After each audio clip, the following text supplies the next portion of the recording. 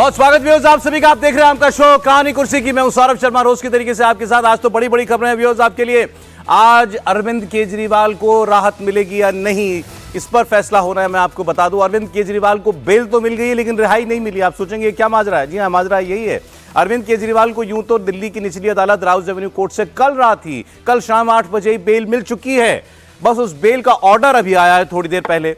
अब अरविंद केजरीवाल को लग रहा होगा कि उनकी रिहाई आज 12, 1, 2 बजे तक, कभी भी आज दिन में तो हो ही जाएगी। लेकिन ईडी तुरंत पहुंच गई आज सुबह हाई कोर्ट, और हाई कोर्ट में जाकर उसने ये अपने पिटीशन लगा दी कि अरविंद केजरीवाल की रिहाई तब तक ना की जाए जब तक आप हमारी बात ना सुन लें।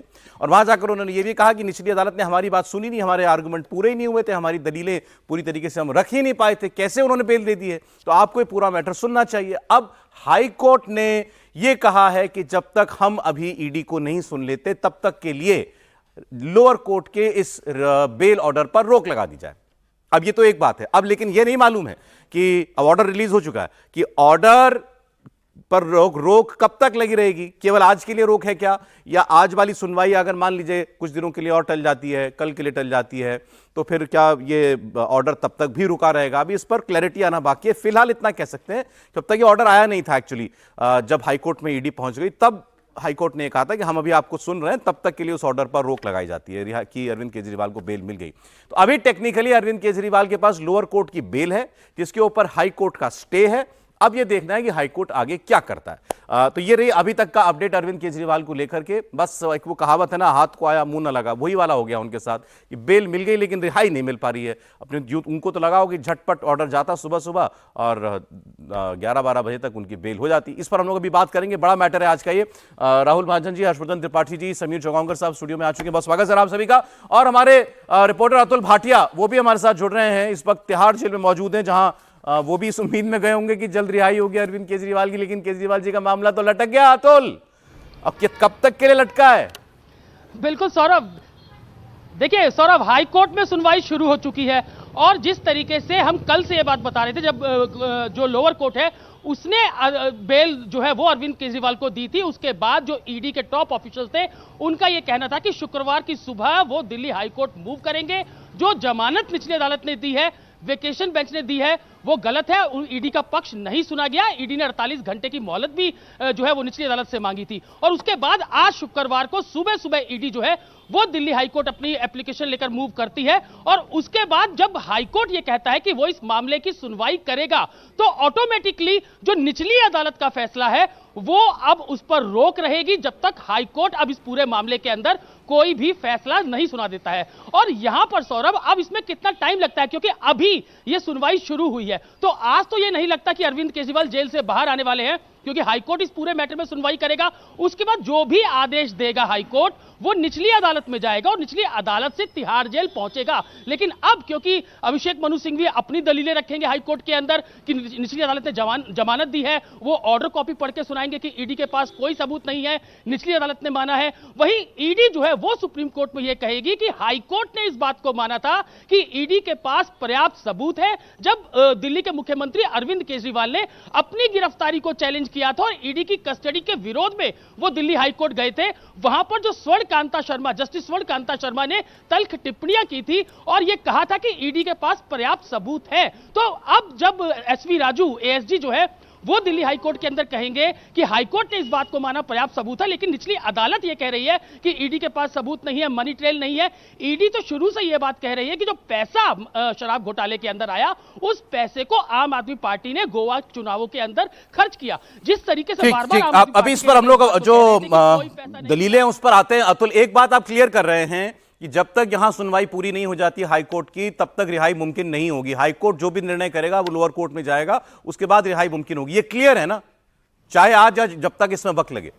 बिल्कुल बिल्कुल बिल्कुल सौरभ, देखिए अब हाईकोर्ट में क्या इस मामले में आज सुनवाई पूरी हो पाती है, यह देखने वाली बात होगी। अगली डेट मिलती है, यह देखने वाली बात होगी। ऑर्डर सुरक्षित रखता है हाईकोर्ट, यह देखने वाली बात होगी, क्योंकि यह भी देखा गया है कि जब हाईकोर्ट अपना ऑर्डर रिजर्व रखता है तो उसमें 5 से 7 दिन का समय लग जाता है उस ऑर्डर पे कोई भी फैसला सुनाने में। तो अगर हाईकोर्ट आज अगर ऑर्डर रिजर्व रखेगा, अगर दोनों तरफ की दलीलें पूरी होती है, जिसकी संभावनाएं काफी कम है, तो उसके बाद भी जब ऑर्डर की हाईकोर्ट कोई डेट नहीं देता कि किस डेट को यह ऑर्डर ऑर्डर आएगा, और जिस दिन ये ऑर्डर आएगा उससे एक दिन पहले लिस्ट किया जाता है कि इस मामले के अंदर हाईकोर्ट सुनवाई करेगा। तो आज तो ये नहीं लगता कि किसी भी तरीके का रिलीफ दिल्ली के मुख्यमंत्री को मिलने वाला है, या दिल्ली के मुख्यमंत्री अरविंद केजरीवाल ठीक है अतुल, ठीक अतुल, आप हमारे साथ बने रहिए। अतुल ने जो कहा कि आज मुश्किल लगता है कि अरविंद केजरीवाल की रिहाई, क्योंकि हाईकोर्ट के अंदर दलीलें चल रही हैं। अतुल, मैं उम्मीद करता हूं आप वो भी फॉलो कर रहे होंगे जो हाईकोर्ट में इस वक्त जिरह चल रही होगी, तो उसके बारे में भी अपडेट देते रहिएगा। इस पर जरा हम लोग यहां बात कर ले। केजरीवाल साहब कल की खुशी पटाखे वटाखे सब बज गए थे, अब क्या करें, अब आज सुबह जो है मामला हाईकोर्ट पहुंच गया है, अब तो कानूनी मामला है, कुछ क्या नहीं जा सकता। नहीं, देखिए, बड़ी दो तीन चीजें इस जो ये अभी आज और कल में जो प्रकरण हुए हैं उसमें बड़ा क्लियर है। देखिए, शुरू में कई लोगों का ये मानना था कि अच्छा, कोर्ट ने क्योंकि बेल नहीं दी है कुछ लोगों को, इसलिए कुछ ना कुछ तो गड़बड़ है। अब हम क्या मान लें कि बेल दे दी? समझा नहीं आपका मतलब क्या? हम पहले कह रहे थे कि इस मामले में, पूरे जो मामला हुआ है, जो शराब घोटाले का पूरा मामला है, इसमें कई लोगों को बेल नहीं दी गई है, मनीष सिसोदिया जैसे लोगों को बेल नहीं दी गई है, इसलिए कुछ ना कुछ तो गड़बड़ है। हम बहुत सारे लोग ये राइट। तो अब बेल दे दिए केजरीवाल को, मान लें कि अच्छा वो कोई गड़बड़ नहीं थी। देखिए, मैं शुरू से ये कहता हूं, बेल मिलना या किसी आदमी पर आरोप लगना, ये कोई सिद्ध नहीं करता कि वो आरोपी जो है वो सच में गिल्टी है या फिर वो नहीं गिल्टी है। इसमें बहुत सारी चीजें लगती। दूसरी चीज, एक और बात बोली जा रही थी बार बार कि अच्छा, केजरीवाल के मामले में तो एकदम तुरंत जो है कोर्ट ने जो है एडमिट कर लिया, प्रायोरिटी पे एडमिट कर लिया। क्यों एडमिट कर लिया? क्या वो वीआईपी है? अब ईडी के बोलेंगे, अब तुरंत ईडी का उन्होंने मामला एडमिट कर लिया हाई कोर्ट ने, क्या ईडी वीआईपी है?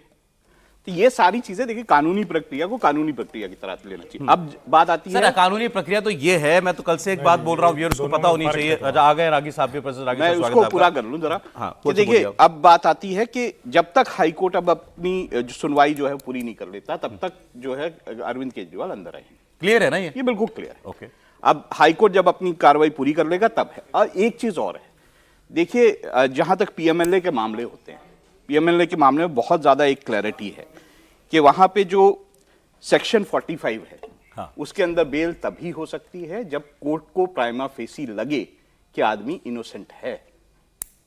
ये ध्यान रखिएगा, ये बेल बहुत ज्यादा इसके रेपरकशंस हैं आगे जाके, क्योंकि वो तभी होती है और वो रिटर्न वो है पीएमएलए में। विनोद, तो ये ध्यान रखना होगा कि इस चीज का काफी रेपरकशंस आगे हैं। अब रागी जी आए हैं, उनका प्रिय सब्जेक्ट मैं बोले वाला ना, सुन रहे हैं ना विनोद, सुन रहे हैं विनोद? देखिए, ऐसा है सिंपल, एक चीज जान लेनी चाहिए। ये बात सही है कि अरविंद केजरीवाल के किस केस में बार बार बीजेपी की तरफ से कहा जाता है बेल मिली किसी को, सिसोदिया को बेल मिली क्या, इनको भी, केजरीवाल साहब को भी राहत नहीं मिल रही थी जब ये अपनी गिरफ्तारी को क्वॉश कराने के लिए गए थे। अब बेल दे दी तो एक आर्गुमेंट तो विपक्ष का, दूसरे पक्ष का जो है वो गिर जाता है। लेकिन एक सवाल ये भी तो है कि अरविंद केजरीवाल ने बेल मांगी कब? वो बेल मांग ही नहीं रहे थे, वो तो ये कह रहे थे मेरी गिरफ्तारी इलीगल है, वो उसी बुनियाद पर कोर्ट के पास सामने गए थे। ये पहली बार है कि उन्होंने रेगुलर बेल की एप्लीकेशन लगाई और उनको बेल मिल गई। मैं ये भी बोल देता हूं, केजरीवाल जरूरी नहीं है बाहर आ जाएंगे, क्योंकि अभी सीबीआई का मामला है। अब वो सीबीआई जाके अरेस्ट कर सकती है दोबारा। अब क्या कहा है लोअर कोर्ट ने? अब हाई कोर्ट में जो होगा वो तो अभी जो आपके सामने लाइव होता रहेगा, हम बताते रहेंगे आपको। हाई कोर्ट ने, लोअर कोर्ट ने लेकिन बड़ी अहम बातें कही हैं कि ईडी अरविंद केजरीवाल के खिलाफ कोई ठोस सबूत नहीं दे पाई। केजरीवाल के निर्देश पर विजय नायर काम कर रहा था, इस बात को साबित नहीं कर पाई। अब तक 60 करोड़ रुपए का मनी ट्रेल ईडी स्थापित नहीं कर पाई है और उस पैसे का चुनाव में खर्च हुआ, यह भी स्पष्टता से साबित नहीं कर पाई। यही तो सारा मुकदमा था ईडी का कि पैसा आया, पैसा शराब का पैसा था, गोवा के इलेक्शन में लगा। अब जरा इसी की तुलना जो है हाई कोर्ट के ऑब्जर्वेशन से आप कर लीजिए। हाई कोर्ट में मामला पहले गया था ना, और हाई कोर्ट ने एक लंबी फेरहिस्त डाली थी। आपको याद होगा कि जब हाई कोर्ट का जजमेंट आया था तो हाई कोर्ट ने सब बातें यही दोहराई थी, इसके उल्टा दोहराई थी कि बहुत गंभीर मसला है, उनके खिलाफ केस बनता है, पैसे का लेन देन हुआ है। विजय नायर के बारे में टिप्पणी थी, अरविंद केजरीवाल के बारे में टिप्पणी थी, और पूरे इस गिरोह के बारे में हाईकोर्ट का ऑब्जर्वेशन था। तो अब ये जरा दोनों स्थितियों को देख लें। कहीं न कहीं ऐसा फिर एक बड़ा सवाल आ जाता है कि भाई न्यायपालिका का एक व्यक्ति जो है वो जो विश्लेषण कर रहा है, कोर्ट आकलन कर रहा है, दूसरा क्या उससे अलग आकलन क्यों ऐसा आ रहा है? कौन सही है? या तो लोअर कोर्ट सही है या हाई कोर्ट सही है, दोनों में से कोई एक तो है। और यही कारण है कि मुझे लगता है कि जो ईडी है वो हाई कोर्ट तुरंत गई हम अभी आ रहे थे तो सुन रहे थे कि भाई अब क्या ये भी कहा जाएगा कि हाईकोर्ट जो है वो ईडीवीआईपी है, उसकी केस को क्यों तुरंत ले लिया गया, एंटरटेन कर लिया गया।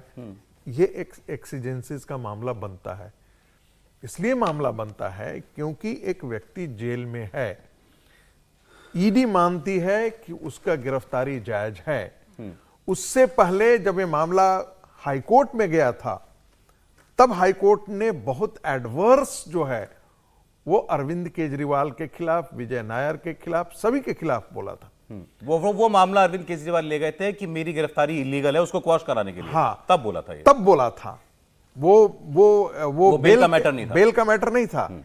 लेकिन तब हाईकोर्ट का जो फैसला का जो जजमेंट था, हम ऑब्जर्वेशन नहीं करेंगे, वो बाजाबता जजमेंट है। ठीक है सर, वो था, और ठीक वो है, जजमेंट जो है वो बहुत ही एडवर्स जजमेंट था। देखिए, अब जो भी हो, अब जो लर्नेड जज साहिबा हैं, उनका नाम है न्याय बिंदु, जिन्होंने कल बेल दी है। अब वो उन्होंने उनकी अंडरस्टैंडिंग है, उनका विवेक है, उन्होंने उसको अप्लाई करके ये फैसला लिखा है। अब उसमें उन्होंने ये सारी बातें कही हैं जो मैंने भी आपको बताई कि ईडी ये सब अरविंद केजरीवाल के खिलाफ साबित करने में जो है वो कामयाब नहीं हो पाई। हर्षवर्धन जी, देखिए, अरे एक चीज बस मैं बोल दूं, कल क्योंकि मेरी बात हो रही थी ऑन एयर ही आम आदमी पार्टी और बीजेपी के नेताओं से, तो आम आदमी पार्टी के एक नेता से जब बात हुई, उन्होंने कहा कि आप ट्रायल शुरू करिए ना।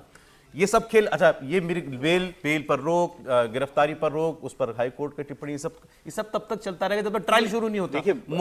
मुकदमा ही शुरू नहीं हुआ है अभी तो। अब ईडी जो है, चार्जशीट हो गई, ईडी मुकदमा नहीं इस बात में भी घुसती जाती है कि अरविंद केजरीवाल को जेल में क्या सुविधाएं मिल रही है, ये उसका क्या लेना। मैं ये बोल रहा हूं, फिर ऐसी चीजों से थोड़ा डाइल्यूट हो जाता मामला। ये सब इधर उधर की बातें हैं, मेन चीज है केस होना चाहिए, केस शुरू हो, ट्रायल मुकदमा शुरू हो। बोलिए। देखिए, उसका जवाब ईडी के काउंसिल ने बहुत गंभीरता से न्यायालय में दिया था। उन्होंने कहा, भैया इस केस से जुड़े जो लोग हैं वो हर हफ्ते कोई न कोई अपनी जमानत याचिका लगा देता है। अगर हम केस डायरी तैयार ही नहीं कर पाएंगे, अगर हम चार्जशीट तैयार ही नहीं कर पाएंगे, तो ट्रायल शुरू कहां से होगा।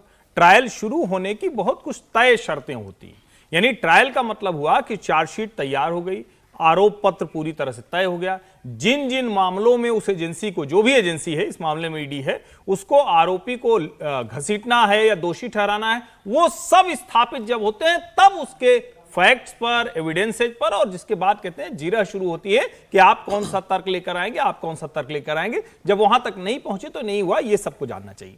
अब इस वाले मामले में बड़ा रोचक हो चला है। देखिए, अभी राहुल जी ने कहा कि अरविंद जी चले गए तो ईडी को क्यों, ईडी एजेंसी है भाई, ईडी ऐसे मामलों में अधिकार रखती है वहां जाने का। और ये कोई जिसको कहते हैं ना कि एकदम से आउट ऑफ द बॉक्स नहीं गए हैं। अरविंद जी को out of the box supreme court ने जमानत दी। ये लोअर कोर्ट के बाद हाई कोर्ट में जाना ये स्वाभाविक प्रक्रिया है, और उस प्रक्रिया में एजेंसी कह रही कि भाई हमारा नहीं सुना गया। लेकिन एडमिट करना, एकदम तुरंत एडमिट करना और तुरंत नहीं, सुनवाई करना, एजेंसी तो होता रहा है, एजेंसीज को एडमिट करना बिल्कुल होता रहा है, केसेस में। लेकिन अच्छा, यही बात अरविंद केजरीवाल के वकील भी कह रहे हैं। क्या अर्जेंसी थी कि आप वेकेशन बेंच के पास गए इस मामले को? जरूरी हाई कोर्ट में क्यों ले गए? वो तो अगर एजेंसी मान रही है कि जो व्यक्ति अपने मोबाइल का पासवर्ड नहीं दे रहा है, जिस व्यक्ति के आसपास के लोगों ने मोबाइल तोड़ दिया हो, खत्म कर दिया हो, जिस व्यक्ति का जो मुख्य आरोपी एक है वो अभी भी जेल में है, उसको अदालत ही कह रही कि हम छोड़ेंगे नहीं, जिसके साथ जुड़े हुए कम से कम 10 लोग हैं जो अलग अलग मामलों में जेल में हैं, जमानत मिली भी है तो बहुत कठिन शर्तों के साथ मिली है, तो ऐसे व्यक्ति के लिए एजेंसी क्यों चाहेगी कि वो बाहर आए और दबाव बनाए? ये तो बड़ा स्वाभाविक सा है। एजेंसी अपने पक्ष पर सही है। क्यों एतराज हो रही है? तो नेचुरल सी इस बात है। मामले में 7 सप्लीमेंट्री चार्जशीट्स फाइल हो चुकी हैं। मैं कह रहा हूं इस बेल को एजेंसी चैलेंज करेगी हायर कोर्ट में, इट इज बट नेचुरल। हाँ, ठीक है, मैंने कब कहा कि नहीं कर सकती है? मैंने इस पे प्रक्रिया अरे नहीं, तुरंत सुनवाई। मेरी बात आप राहुल जी ने, मैंने ये कहा कि आपकी प्रक्रिया है कि आप लोअर कोर्ट को हाई कोर्ट में चैलेंज करेंगे, पर हाई कोर्ट तुरंत आपकी सुनवाई करेगा ये जरूरी नहीं है। तो ये हाई कोर्ट के ऊपर है, हाई कोर्ट ने कर ली सुनवाई। तो तब ये कहा गया था कि सुप्रीम कोर्ट ने तुरंत कैसे एडमिट कर लिया, तुरंत क्यों सुनवाई कर दी? एक मिनट, बेल हो चुकी है, तुरंत लिया। This is the prerogative of the court. इसमें से हमको जाने की नहीं, एक छोटी टिप्पणी कोर्ट ने करते, कोर्ट ने सुनवाई मान ली, सुन रही है। सुप्रीम कोर्ट पर एक सामान्य ऑब्जर्वेशन था और देश की जनता का यह पूरा ऑब्जर्वेशन था कि जो बेल व्यक्ति मांग नहीं रहा है, हमने कुछ मांगा नहीं और आपने हमको दिया। या तो है कि यदि मामला आपको लगता था कि बहुत गलत है तो आप क्वैश कर देते, आप हियरिंग में करते, आपने क्या बोला, इसमें बहुत समय लगेगा, इसमें बहुत समय लगेगा और चुनाव की प्रक्रिया जारी है, तो इसलिए हमने बेल दे दिया। आपत्ति यहां थी कि जो चीज आज तक इतिहास में नहीं हुआ है वो सुप्रीम कोर्ट कर रही थी, इसलिए लोगों ने और उसको माना ही माना। खैर एनीवे वो तो हो गया, अब सुनवाई हो रही है, अब तो जो हाईकोर्ट कहेगा वो इंपॉर्टेंट है हमारे लिए। जी अपनी बात आप पूरी करिए। देखिए, अब मुझे लगता है कि एजेंसी को वो सारी चीजें साबित करनी होंगी जिसको लेकर वो बार बार कहता रहा। जिस 100 करोड़ की मनी ट्रेल की बात हो रही है, जिस 60 करोड़ के गोवा में खर्च हो जाने की बात हो रही है, जिसमें उन्होंने कहा कि इन्होंने फेस टाइम पर बात की है, जिसमें वो कह रहे हैं कि ये बाकायदा साउथ लॉबी से चला, दिल्ली आया, दिल्ली से पंजाब गया और दिल्ली से गोवा गया, ये सारा अब उनको एस्टेब्लिश करना होगा। और अगर नहीं कर पाएंगे तो निश्चित तौर पर फैक्ट्स और एविडेंस जब अब चलेगा तो उसमें आरोपी को अंत में कहा जाएगा कि ऐसा कोई एविडेंस अगर नहीं है जो डिस्ट्रॉय किया जाएगा तो कहेंगे जमानत दो, ट्रायल चलता रहेगा। तो मुझे लगता है अब ये एजेंसी के ऊपर है, ओनस उनके ऊपर है। लेकिन एक बात और यहां महत्वपूर्ण है, इस मामले से जुड़े ढेर सारे लोग कहते हैं कि इसमें सब कुछ अरविंद केजरीवाल की मर्जी के बिना, इजाजत के बिना संभव नहीं है। लेकिन अरविंद जी का कहीं हाथ नहीं मिलेगा आपको, कहीं आपको उनके प्रिंट नहीं मिलेंगे। अब अगर इम्प्रिंट नहीं है कहीं तो एजेंसी उसको साबित करने की स्थिति में है क्या? अगर नहीं है तो बिना उस स्थिति की गिरफ्तारी करना और इतना लंबा मामला चलाना, इस पर सवाल खड़ा होगा। फिलहाल हाईकोर्ट की उस टिप्पणी की प्रतीक्षा करनी चाहिए, जमानत देने या न देने। एक चीज मुझे लगता है आप सबको, क्योंकि कानूनी मामले हैं, बता देनी चाहिए दर्शकों एक बात, जो चंद्रप्रीत का मामला था, एक सेकंड सर प्लीज। बेल मिलना एक बड़ी सामान्य बात है, बिल्कुल। किसी भी केस में बेल मिलना एक सामान्य बात है।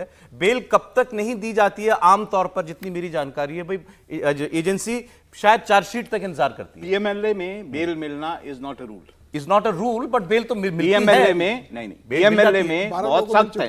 पीएमएलए में ये मामला बहुत सख्त है। ये ओनस आदमी पे होता है, एक्यूज जिसे किया जाता है उस पे होता है कि वो प्रूव करे वो गिल्टी नहीं है। अभी संजय सिंह को भी बेल मिली थी ना, भी ढेर सारे लोगों को पीएमएलए में ही और सुनिए, जब कोर्ट जो है उसको प्राइमा फेसी लगता है कि आदमी गिल्टी नहीं है, बेल तभी दी। नहीं, ऐसा नहीं, ये पीएमएलए का रूल है, ऐसा है। जब ये लगता है कि जिन एविडेंसेज की जिस पूरे चेन की मैं बात आपको की जा रही पढ़ है के बता देता हूं। नहीं। The twin conditions of bail under Section 45 of PMLA poses stringent thresholds on an accused. For one, the person has to prove in court that he or she is prima facie innocent अब मैं of आपको the पढ़ के offense. सुना दे रहा हूं। एक second sir, एक सेकंड, इस पर हम लोग क्योंकि ज्यादा बहस नहीं करना चाहिए हमको। 38 नंबर पॉइंट है, ये जो ऑर्डर है लोअर कोर्ट का, राउस रेवेन्यू कोर्ट का, 38 नंबर पॉइंट कह रहा है, this order shall not be treated as an expression of opinion on the merits of the case. बिल्कुल सिंपल, मेरिट पे केस नहीं। के मेरिट्स पर बेल मिलने का केस के मेरिट्स पर कोई मतलब नहीं है, कोई रिफ्लेक्शन नहीं। ठीक, बस इतनी सी बात है। बस हम ये कह रहे थे बेल मिल जाती है तो बेगुनाही का सबूत नहीं है, लेकिन हाँ इस केस में बेल मिलना इतना आसान भी नहीं था जो आपने कहा। पॉलिटिकली हम लोग बात करें तो अगर अरविंद केजरीवाल को जमानत मिल जाएगी, अगर चूंकि अब तो स्टे लगा हुआ, पॉज लगा हुआ है, अगर मिल जाएगी तो अरविंद केजरीवाल और उनकी पार्टी के लिए जो दिल्ली में पूरी तरह से हार गए, कोई स्थिति नहीं है, दिल्ली की जनता त्राही त्राही कर रही है पानी के लिए। हम तो उम्मीद करते हैं पहले पानी मिल जाए, पॉलिटिकल पानी तो उतर चुका है, कुछ लाभ उनको होगा, तब वो आकर कहेंगे कि हमको एजेंसी फंसा रही थी, नरेंद्र मोदी और अमित शाह के इशारे पर। पानी के लिए दिल्ली सरकार का धरना और जल मंत्री का धरना चल रहा है इस वक्त। वैसे मैंने कहा आपको बता दूं। हाँ सर, समीर जी क्या लग रहा है, आएंगे बाहर अरविंद केजरीवाल? देखिए, मुझे लगता है अभी सोमवार मंगलवार तो इंतजार करना पड़ेगा। आज सुनवाई हो रही है, बहस होगी, दोनों पक्ष अपना पक्ष रखेंगे। वही शनिवार रविवार को तो बेंच बैठेगी नहीं, सोमवार को आज आ गए तो नहीं, आज ऑर्डर तो होगा नहीं। मुझे मुश्किल लगता है कि आज का जो देर शाम तक सुनवाई चलेगी। ईडी ने कहा है कि हमें मौका दिया नहीं गया, हालांकि 7 घंटे ईडी ने वहां बहस की थी 2 दिन, उसके बाद भी ईडी ने कहा है कि हमें सुनवाई का मौका नहीं मिला है। तो आज जो पूरी बात रखेंगे, अपने अभिषेक मनु सिंघवी ने भी शुरुआत की है, बाद में ईडी अपनी बात रखेगी। तो मुझे लग रहा है देर शाम तक बहस चलेगी और जरूरी नहीं कि कोर्ट आज ही, मतलब हाईकोर्ट इस पर जजमेंट दे रहे, हो सकता है वो सोमवार को इसके मामले में अपना जजमेंट दे। लड्डू तो बढ़ गए और बटेंगे भी जरूर, क्योंकि इसको हाईकोर्ट बहुत लंबे समय तक होल्ड कर नहीं सकता, क्योंकि इसमें जजमेंट आ चुका है। अब कोर्ट को सोमवार या मंगलवार को उसको बताना पड़ेगा कि इसको बड़ा लंबा नहीं खींचेगा, बहुत लंबा नहीं खींचेगा इस मामले में। लेकिन एक बात जरूर है कि अब ईडी जो नायक बन गई थी वो खलनायक बनने की तरफ बढ़ गई है। जिस तरीके से लोअर राउस रेवेन्यू कोर्ट ने ईडी को मतलब कहा है और पूछा उनसे कि अगर अरविंद केजरीवाल इतने गुनहगार थे तो ECIR की रिपोर्ट में अरविंद केजरीवाल का नाम आपने क्यों नहीं लिया, ये उन्होंने उनसे पूछा है। और ये भी पूछा कि इतने दिनों में आप एस्टेब्लिश क्यों नहीं कर पाए कि पैसों का लेन देन कहां हुआ है। तो मुझे लग रहा है कि लोअर कोर्ट से अगर बेल मिल रही है इस मामले में, जनरली सुप्रीम कोर्ट या हाई कोर्ट से बेल मिलती है, लोअर कोर्ट अगर आपको बेल दे रहा है इसका मतलब मुझे लगता है कि ईडी ने अपनी स्टडी कहीं कमजोर की है और ईडी ये एस्टेब्लिश करने में अभी पूरी तरह से विफल रही है। जिसको आप मास्टरमाइंड कह रहे हो कि सब कुछ उसने किया, बिल्कुल उसको बेल मिल रही है। अभी इसको मिल रही है क्योंकि ईडी एस्टेब्लिश नहीं कर पा रही है कि जो 100 करोड़ रुपए का वो उन्होंने जिक्र किया अरविंद केजरीवाल ने मांगा था वो एस्टेब्लिश किया, गोवा का मामला हो या लीकर स्कीम में सीधा पैसों का लेन देन का मामला हो। कल अब ईडी ने यह बात बोली वहां पर कि आम आदमी पार्टी ने पैसा इस्तेमाल किया है, चूंकि आम आदमी पार्टी के संयोजक अरविंद केजरीवाल है इसलिए आम आदमी पार्टी इसमें गुनहगार है, तो केजरीवाल को आम आदमी पार्टी के संयोजक होने के नाते जमानत नहीं दी जा सकती। उसमें दूसरा क्लॉज उन्होंने डाला है कि मुख्यमंत्री के रूप में और एक आम आदमी पार्टी के संयोजक के रूप में। मैं आपको सुनाना चाहता हूं अरविंद केजरीवाल जी की पत्नी सुनीता केजरीवाल जी क्या कह रही हैं। सुनीता केजरीवाल जी आज अपनी सरकार के और लोगों के साथ दिल्ली में पानी के संकट को लेकर वो भी धरना दे रही थी, सरकार उन्हीं की, हालांकि फिर भी वो धरना दे रही थी। वहां उन्होंने इस अरविंद केजरीवाल की जमानत के मामले पर भी बोला है। सुनिए सुनीता केजरीवाल को। अभी कल ही आपके मुख्यमंत्री को बेल मिली, अभी सुबह ऑर्डर अपलोड होना था, ऑर्डर अपलोड नहीं हुआ और ईडी हाई कोर्ट पहुंच गई ऑर्डर को स्टे करवाने के लिए। इतना ये तो ऐसे हो गया as if Arvind Kejriwal is the most wanted terrorist of India. देश में तानाशाही इतनी हद पार कर रही है कि ईडी किसी को लिबर्टी भी नहीं देने के, मुख्यमंत्री के अगेंस्ट वो स्टे के लिए चली जाती है।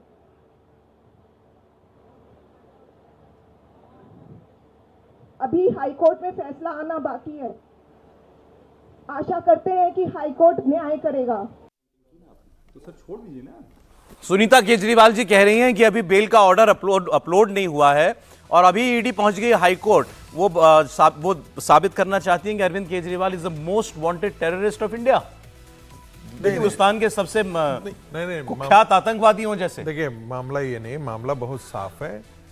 यदि अरविंद केजरीवाल जैसा, जिसे ईडी मानती है कि ये किंग पिन है, और ऐसा व्यक्ति जो खालिस्तानियों के साथ भी समझौता कर लेता है चुनाव के लिए, कई लोगों ऐसे लोगों के साथ भी समझौता कर लेता है जो इतना पावरफुल है, सिस्टम में इतना पावरफुल हो चुका है, वो यदि आता है, उसके घर में एक महिला की पिटाई हो जाती है उसके रहते आउट ऑफ सिलेबस। नहीं, आउट ऑफ सिलेबस नहीं है, मैं कह रहा हूं उसके सिलेबस का हिस्सा है। वो इतना पावरफुल है कि इस केस को बहुत प्रभावित कर सकता है, इसलिए उसका जेल में रहना आवश्यक है। ये और ईडी कह रही है। इसलिए ये ईडी कह रही है। और जिसके बारे में बार बार कहा, भाई एक बात मुझे बताइए, ये तो वही तर्क हुआ ना जो आम आदमी पार्टी का तर्क दे रहा था, जो जज साहिबा का तर्क है, ये तो वैसा ही तर्क हुआ। कुछ मिला नहीं, 100 करोड़ रुपया कोई लेकर के अपने घर में जेब में डालता है। सर तो एस्टैब्लिश करना पड़ेगा ना कि उसका क्या किया, ये एजेंसी का काम क्या है। Establish के बोल देने से कुछ नहीं है ना, establish करना पड़ेगा। एक मिनट, एजेंसी ने इस पर भी उत्तर दिया है।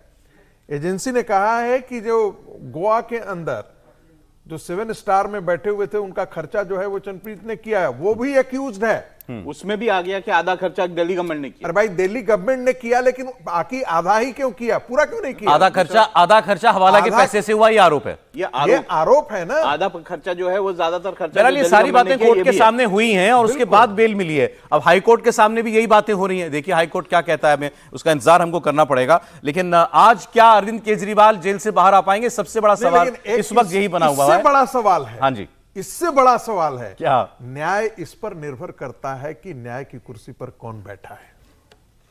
अब सर ये बहुत इंपॉर्टेंट है सर। अभी देखिए, न्याय इस पर निर्भर करता है कि जज कौन बैठा हुआ है।